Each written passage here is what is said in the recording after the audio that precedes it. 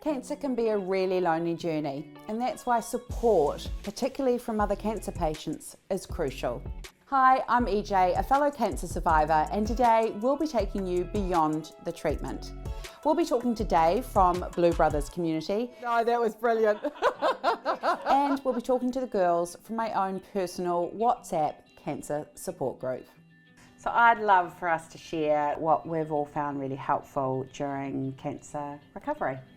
I remember at the beginning of my diagnosis, someone said to me, who had been through this as well, you need to find a space of where you can really just let go. And I think having a WhatsApp group that is online, it's quite nice that it's removed from our day-to-day life.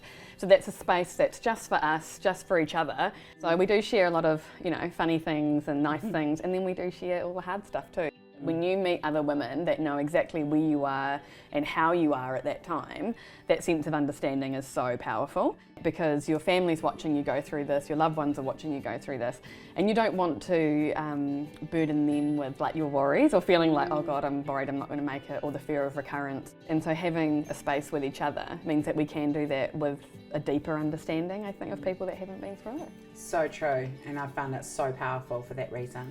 During this time as well, having to be able to talk to each other, and the bravest thing that we can do is say I need help. We're all trying to do the best that we can with what feels good for us. But I think what works for the four of us is that we're all quite active participators in our recovery journey, looking for help in all the places that we can, that are accessible to us. And so Ellie, what about some of the ideas of what friends and family can know to help us and others going through recovery?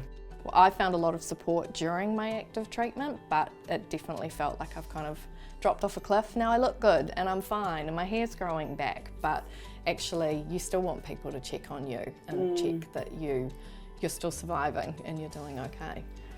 Leading from that then, how do you handle when people say insensitive things? I have a lot of great conversations in my head that I hope one day I'll be brave enough to actually speak to the person. Most of the time I just tend to kind of remind them that I'm actually still in treatment, that I'll be in treatment for years, that my risks are still just as high as the day I was diagnosed. And that kind of gives people a sense check that it's not all over. I'm not all good just because I've had the treatment. We all know that women are generally better at reaching out and asking for support and help, so we wanted to get some advice for men too. Dave, can you tell us what the Blue Brothers community is? Sure. Blue Brothers is a charity designed for men living with cancer. We're all about exercise and camaraderie.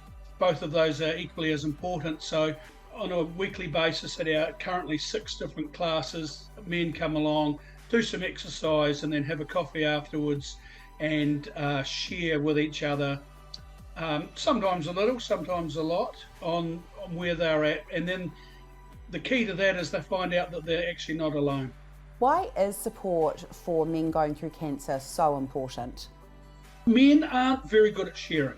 So we need to learn to share and ask for support, because otherwise you just put no, I'm good. Yeah, I'm good. Yeah, no worries. So people think that you are good, because that's the answer you've given them. So you need to be honest and be a bit vulnerable, because then you find out you're not the only one in this position. What are some top tips for men going through cancer right now? It's working really hard on sharing with your partner, working really hard on being positive, and also it's very important to get off the couch. Generally, people will be more willing to help you if you're helping yourself. The key takeaway from this episode was how important it is to have community and connection and camaraderie with other cancer sufferers or cancer recoverers. I guess no one really gets it like a fellow cancer patient or recoverer, right? There's a real community and connection, and you can really get to the nitty-gritty quite quickly with other cancer patients. So if you can't find an already established community organisation that you can join, make one for yourself. For more information, head to www.lgfb.co.nz.